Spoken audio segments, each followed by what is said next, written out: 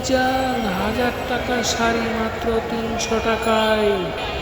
হাজার হাজার টাকা দামের শাড়ি মাত্র 200 থেকে 300 টাকায় কিনতে বর্তমানে সবচেয়ে ভাইরাল মার্কেট হচ্ছে এটা। শাড়ি, থ্রি পিস ছাড়াও সংসারের যাবতীয় জিনিসপত্র এখানে পেয়ে যাবেন অনেক কম দামে।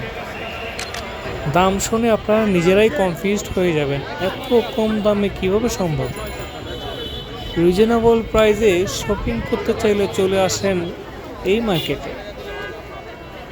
এই মার্কেট সপ্তাহে শুধুমাত্র একদিন খোলা হয়, শুক্রবারে।